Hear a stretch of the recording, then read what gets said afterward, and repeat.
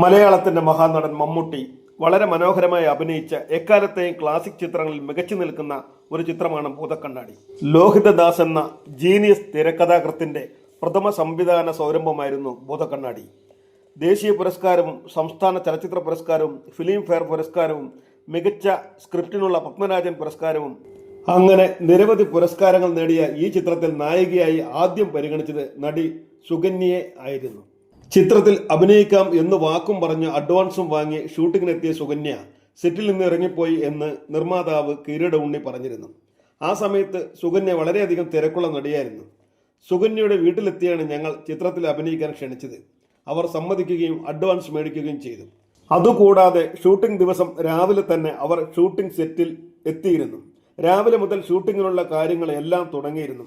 എന്നാൽ വൈകുന്നേരമായപ്പോൾ അപ്രതീക്ഷിതമായി സുകന്യ വന്ന് പറഞ്ഞു, ഈ സിനിമയിൽ എനിക്ക് അഭിനയിക്കാൻ പറ്റില്ല എന്ന്. കാരണം തിരക്കിയപ്പോൾ ആദ്യം അവർ പറഞ്ഞത് ചിത്രത്തിൽ തനിക്കായുള്ള വസ്ത്രം ഇഷ്ടപ്പെട്ടില്ല എന്നായിരുന്നു. ബ്ലൗസും തോർത്തും മുണ്ടുമൊക്കെ ഇട്ട് അഭിനയിക്കണമെന്നും അത്തരം വേഷങ്ങൾ ചെയ്യാൻ താല്പര്യമില്ല എന്നും പറഞ്ഞതുകൊണ്ടാണ് അവർ സെറ്റിൽ നിന്നും പോയത്. എന്നാൽ പിന്നീട് കാര്യങ്ങൾ വിശദമായി അന്വേഷിച്ചപ്പോഴാണ് അറിയുന്നത് സുകന്യ സിനിമയിൽ നിന്നും പിന്മാറിയതിന് കാരണം മമ്മൂട്ടിയാണ് ചിത്രത്തിൽ നായകൻ എന്ന് അവർ അപ്പോഴാണ് അറിഞ്ഞത്. മുൻപൊരിക്കൽ ഒരു ചിത്രത്തിന്റെ ഷൂട്ടിംഗ് നടക്കുന്ന സമയത്ത് ഇരുവരും തമ്മിൽ വലിയ തർക്കമുണ്ടായി എന്നും പിന്നീട് മമ്മൂട്ടിയുമായി സുകന്യ തീരെ മിണ്ടാതായി. ഇതാണ് സുകന്യ യഥാർത്ഥത്തിൽ ഭൂതക്കണ്ണാടിയിൽ നിന്നും പിന്മാറാനുള്ള കാരണമെന്ന് കിരീടം ഉണ്ണി പറഞ്ഞു. GPS മീഡിയയുടെ അഭിപ്രായത്തിൽ സുകന്യ ഭൂതക്കണ്ണാടിയിൽ നിന്ന് പിന്മാറിയത് വളരെ നന്നായി എന്നാണ്.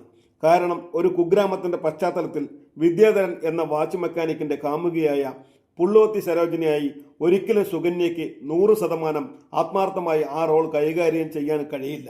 അതിന് കഴിയണമെങ്കിൽ ആ റോൾ അഭിനയിക്കുന്ന നായികയ്ക്ക് മലയാള തനിമയും സംസ്കാരവും വാക്കിലും നോക്കിലും ഹൃദയത്തിലും ഉണ്ടാകണം.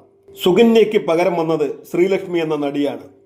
പുള്ളോത്തി സരോജിനിയായി ശ്രീലക്ഷ്മി വളരെ മനോഹരമായി ഭൂതക്കണ്ണാടി എന്ന ചിത്രത്തിൽ ഉടനീളം ജീവിച്ചു കാണിച്ചു.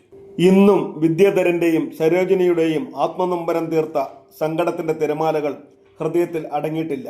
മലയാളികളുടെ മനസ്സിൽ സുഖമുള്ള ഒരു നൊമ്പരമായി ആ പ്രണയകഥ എന്നും നിലനിൽക്കും.